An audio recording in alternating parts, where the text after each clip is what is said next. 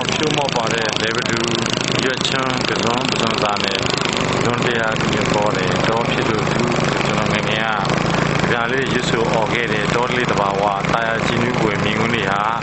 ဒီနေ့ခေတ်ဒီနေ့ခါမှာတော့ပုံရေးယူရမယ်လို့ဆိုရမှာပါညတကမှာသဘာဝဘေးတွေဆင်းရဲငတ်မွတ်တဲ့ဘေးတွေဥပဒေစိုးမိုးမှုကင်းမဲ့ခြင်းကြောင့်ဖြစ်ပေါ်ရတဲ့လူလုဘေးတွေခြေခံလူဒန်းစားနင်းများတွေအများဆုံးရင်ဆိုင်နေကြရတာပါအခုဒီစဘာကင်းဧကပေါင်းတောင်းချီပြီးရင်းနှီးမြုပ်နေရခြင်းရဲ့အဓိကအကြောင်းရင်းတရားခံကသဘာဝဘေးဖောက်ပြန်တာတစ်ခုတည်းအကြောင်းမဟုတ်ပါဘူးလူတွေရဲ့ထိမ့်သိမ်းမှု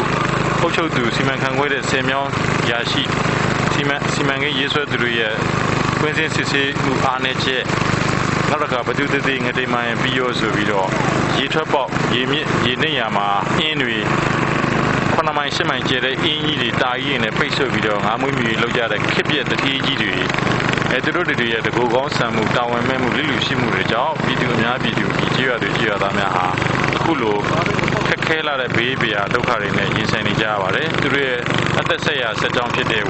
စဘာကင်းတွေပြည့်စည်ပြီးသူတို့ဘဝပြတ်မတတ်ဖြစ်နေကြပါတယ်ခုချိန်မှာစဘာကင်းပြတ်တာကိုဘေးပယ်ထားလောလောဆယ်ထမင်းစားဖို့ကိုပဲခက်ကြုံနေတဲ့တောင်သူတွေဘဝကိုကျွန်တော်တို့မြန်မာနိုင်ငံသားများကပဲတာဝန်သိစိတ်နဲ့လာရောက်ကြည့်ရှုဆောက်ရှောက်ကူညီပေးကမ်းနေကြရပါလားခုချိန်ဒီဒေသကိုတာဝန်ရှိသောသူဘေးပရာဝေးကွာစီဖို့ကင်းပအောင်ကူညီပေးမဲ့သူမရောက်သေးကြောင်းပါခင်ဗျာ